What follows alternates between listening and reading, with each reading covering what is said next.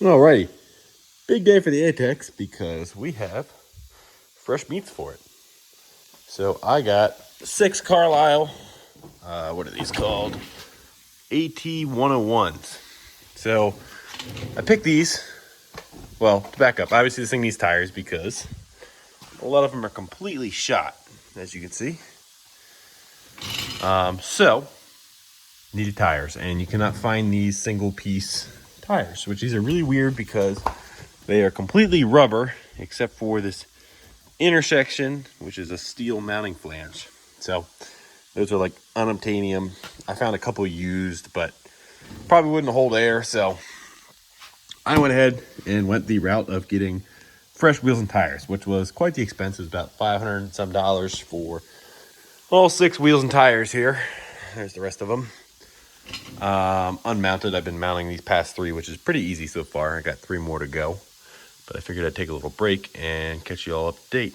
So pick these because they are the closest tread pattern I could find to the originals. Obviously, these are much more aggressive than those, but I'm hoping with being the V tread like this, and I'm taking my time and making sure they're mounting the correct way so that I can have them facing the original direction, which is backwards in my opinion, since this is the front of the machine and the points are facing backwards, but apparently that's to help it swim. So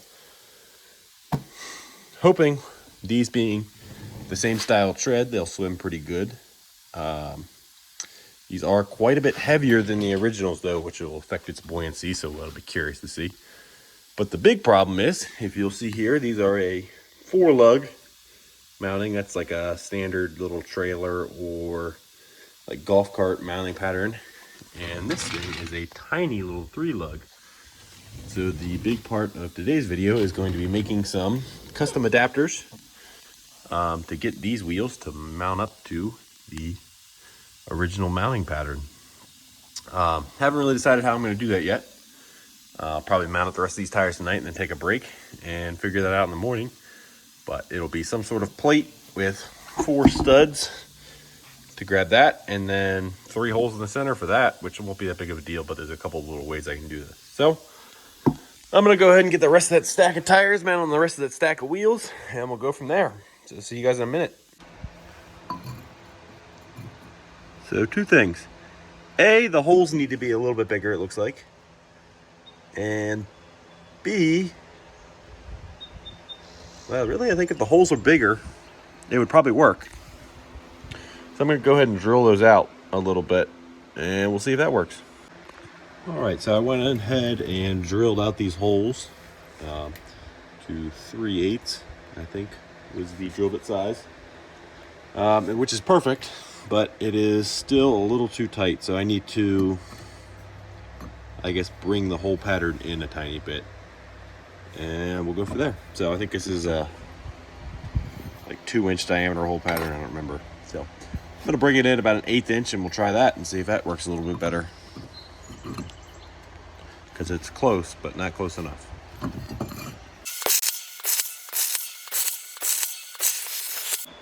All right, well, adapter number 2 is just a hair too small, it looks like. And adapter number 1 was a hair too big. So simple enough, we'll just split the difference and go from there.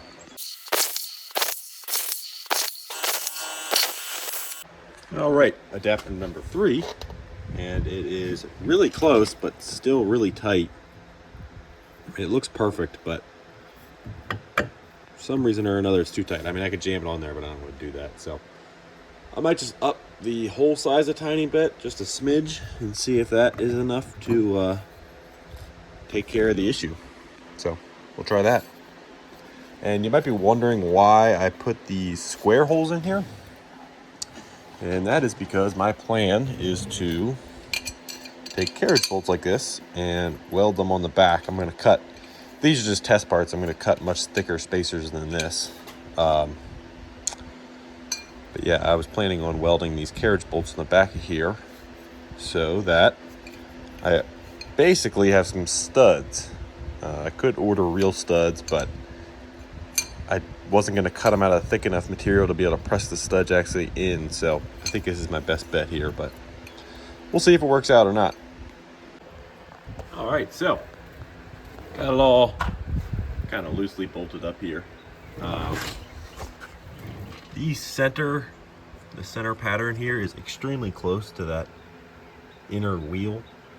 So I'll probably take a grinder or something to the inside of that wheel and try and open it up just a little bit. I mean, you can get the nut past, but it's not great. So I don't really like that. Also, these are just 1/2 inch 13 carriage bolts, and the lug holes are just a hair bit bigger. So you'll see a little bit better here. There is some play there, which is not ideal, especially since these are going to be lug mounted wheels. There's no center cap for this thing to ride on. So my plan there is to get some kind of more lug nut style nuts that have a taper to them, so that the taper goes down into these wheels here, or into the holes here, and hold it on straight is my plan. Which you cannot get lug nuts in a 1/2 inch 13, which is pretty annoying. So what I'm going to do is get some self-centering washers, which are just basically the tapered washers, and that should work nicely. I would definitely be a little more cautious if this was a car or a truck. I wouldn't be doing this at all, but for this thing and how I'm going to be using it, I'm not too worried about it. I think as long as I get those centering washers, I'll be fine, and just keep everything tight and we'll be okay. So pretty happy with how it looks though on there. So just need to find some thicker steel to make those adapters out of. I think I'm going to go with 1/4 inch. That's like 1/8 inch that I'm using right now just to test. So I'll find some 1/4 inch plate around here, start getting those plasma cut out, and get it all mounted up. Yeah, we'll go from there. I'm also going to need to find those self-centering washers somewhere. I don't know where the hell I'm going to find those. I'm going to order them, I think. So I'll go ahead and do that. All right, so I went and grabbed only the finest piece of used 1/4 inch steel plate I could find in my stash of steel plates. Bought like 4 of these plates used for super cheap. I don't know why they have the angle welded to them, but they do. But the current problem I'm facing is the Attex is in the way of getting to my plasma table with the plate. The hill back there to get into the shop's too steep for the smooth tire forklift that I have, of course. So I think what I'm going to do is do some math and see how big of a piece I need. And I'll just use my saw, my Evolution circular saw that I just got, and cut out a nice little square panel, so I only have to carry that over to the plasma. And I can go drop this back in the pile where I got it from, instead of worrying about trying to sneak the whole plate in there. So I'm going to go ahead and figure that out, and we'll go from there. All right, got the piece cut. Now I'm going to do probably a test cut or two with 1/4 inch, since I haven't cut a bunch of that on this table, just so I can try and get some good cuts when I go to do my actual spacers. So I'm going to go ahead and make a program up for just a little square hole and the round holes that we have in the spacers, or adapters, I guess. Test cut that, get my settings dialed in, and then we'll pound out 6 of those adapters real quick. So.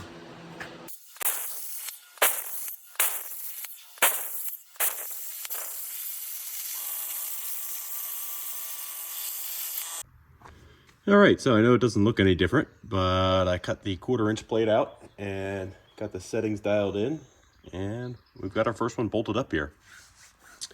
So my original plan was to weld those carriage bolts to the back here, but they fit so snugly in there, I actually had to pound them in, that I'm not too worried about welding them, because they're easy enough to mount up and they seem like they're gonna work as is. So I'll pay attention to it and see if they start to seem to loosen up or anything, then I might go ahead and pull the spacers off and weld them up later. I'm also kind of concerned about how close it is to the inside lip of that wheel, but I mean, it seems to clear, so not too worried about it. I probably should run a cone grinding wheel around the inside of those wheels, but hey, I got my first tire officially on. I do need my I ordered those misalignment washers, is what they're called. They're 1/2 inch ID with a bevel, so hopefully that'll help with lining up the wheel to the studs that I have, and we're gonna see if this is gonna work. I mean, it feels pretty strong on there right now, so Like I said, this thing's not going down the road. So worst case, I destroy one of these axles, which would really suck, but wouldn't be the end of the world. So yeah, I'm gonna go ahead and plasma cut out a few more of these, 5 more in fact. And then what I've been doing is I plasma cut them out and grind them off, get all the dross off, and then I drill these holes out with the proper size drill bit to counteract the beveling that the plasma does on the thicker material. You can't really see it here, but on the thicker 1/4 inch stuff, it puts kind of a nasty bevel on it. So once I drill these out, that's good. It works fine, bolts up there nicely. And then, like I said, I pound in the carriage bolts. And it seems to work good. So I don't know. We're going to try this design out. Seems simple enough. If I got to change it in the future, I got to change it in the future. But I am super excited. By the end of the day, hopefully this thing will have 6 nice, fresh tires that all hold air instead of these old, destroyed tires. So let's do that.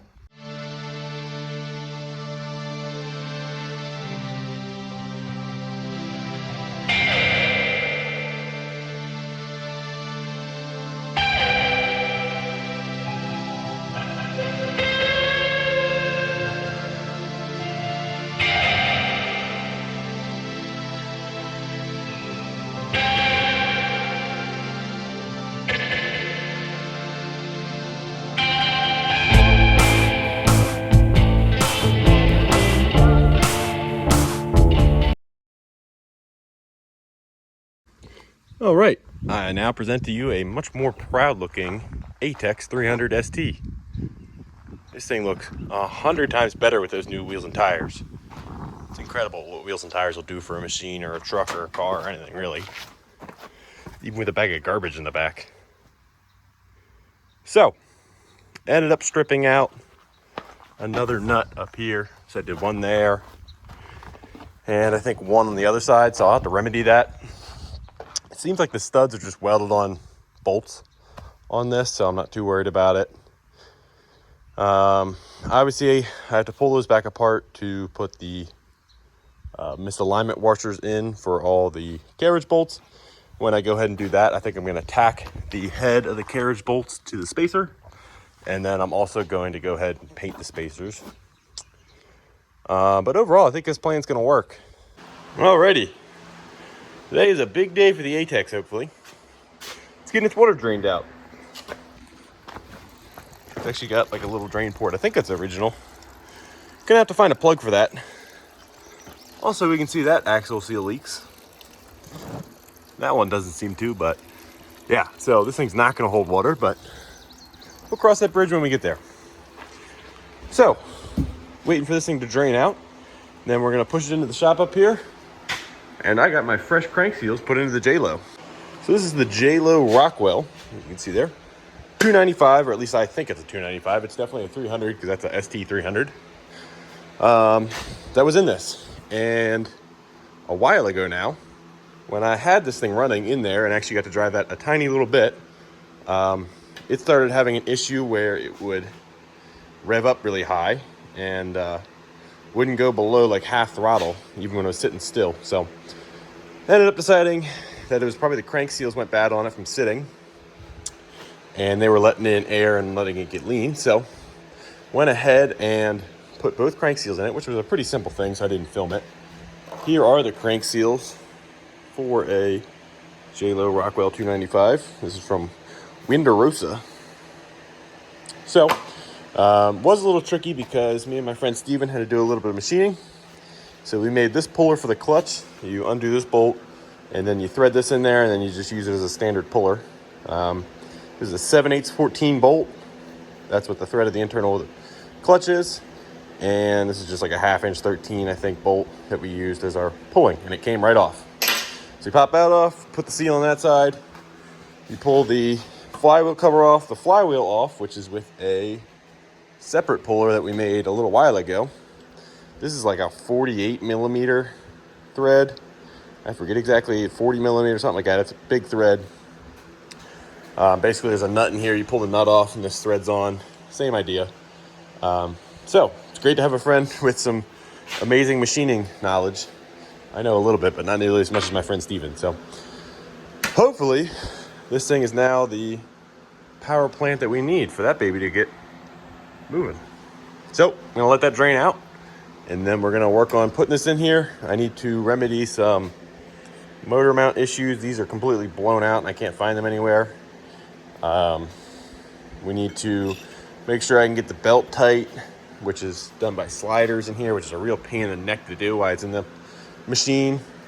I really kind of needed to get a new belt, but I didn't because they're like $100. So I'm gonna try and just make the old one really tight and hope that solves that problem. And we're gonna have a couple other problems to remedy on that machine before we can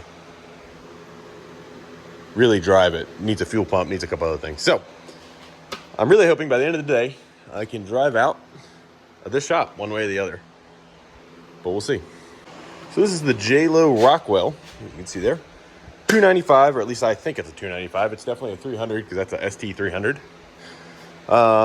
That was in this, and a while ago now, when I had this thing running in there and actually got to drive that a tiny little bit, it started having an issue where it would rev up really high and wouldn't go below like half throttle even when I was sitting still. So I ended up deciding that it was probably the crank seals went bad on it from sitting, and they were letting in air and letting it get lean. So went ahead and put both crank seals in it, which was a pretty simple thing, so I didn't film it.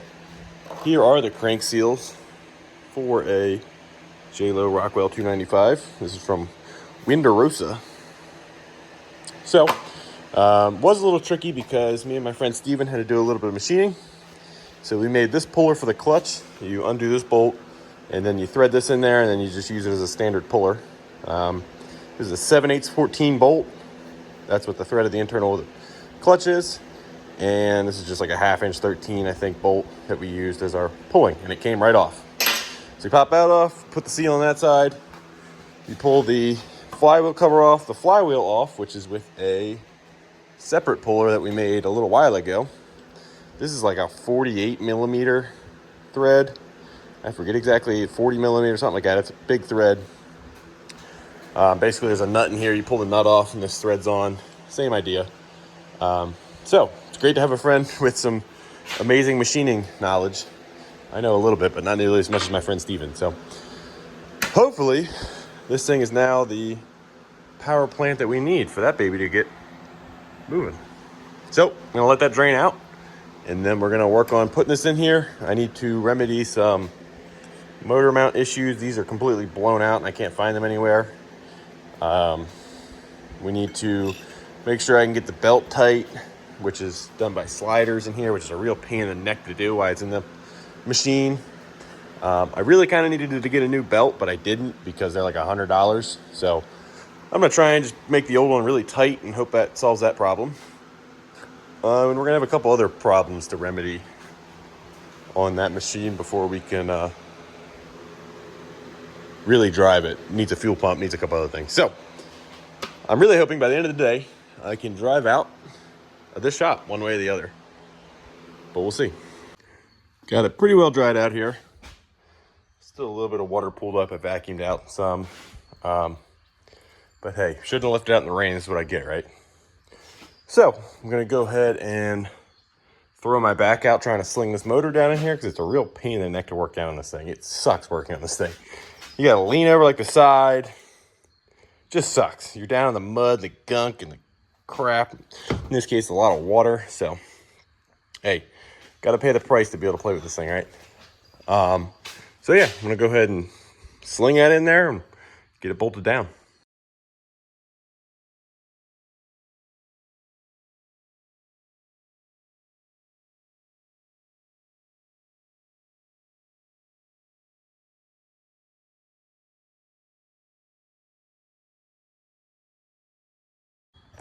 I got the motor sitting in its spot.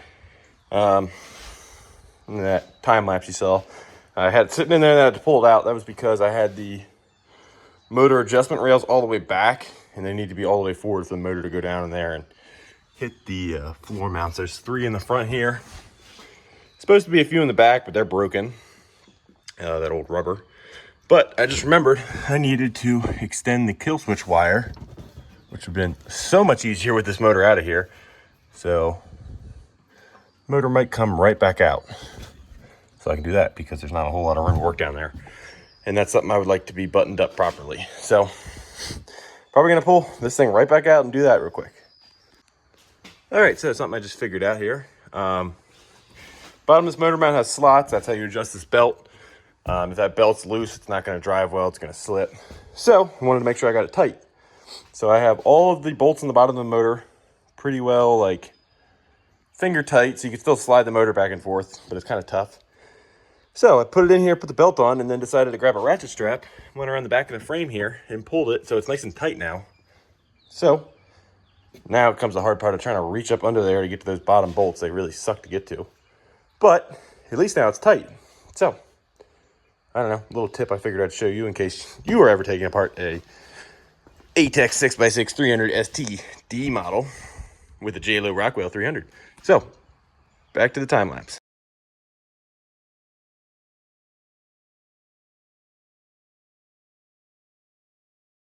All right, well, it got me good a little bit, but motor's in there and motor's tight. And you know how I said I was going to weld up a rear motor mount? Well, I figured out you can put a C-clamp on there, and that's not going nowhere. So, for testing purposes today only, we are going to leave it like that, because I don't feel like welding down in there. That's going to suck. So, yet another thing that I kind of half did, and I'm going to tell myself I'm going to come back to.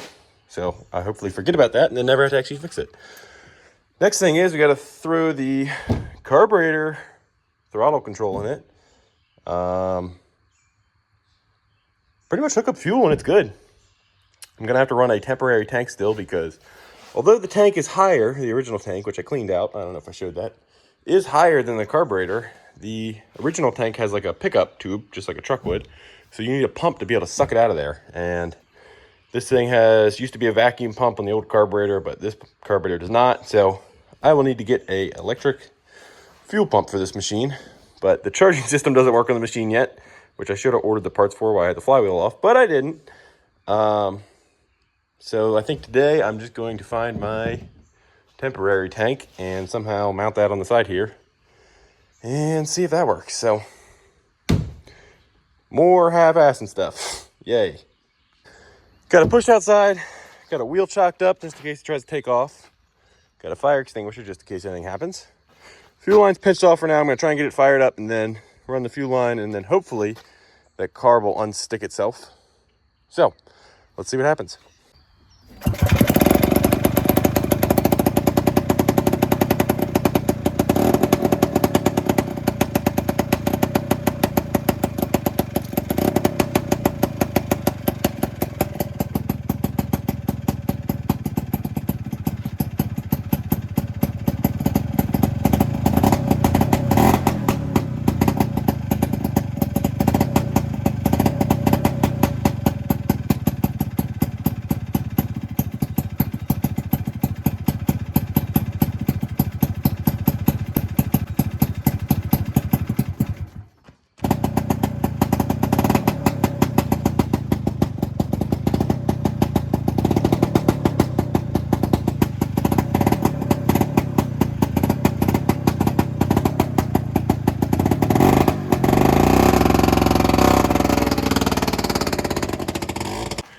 Okay, well, I did drive it from there to here, where I promptly ran into that pile of stuff because it has no steering at all.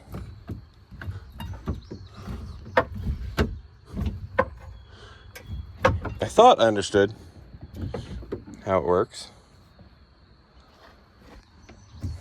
Okay, I was pulling back thinking that was the brakes. I think you got to push it forward, which I didn't realize. So yeah, it didn't steer. So I ran into that. Then I tried to put it in reverse. It didn't want to do that. So I was trying to figure that out when the C-clamp that I was using to hold the motor popped off. So a lot of things happened. And my kill switch stopped working, which is kind of scary. So I had to kill it by covering the carburetor.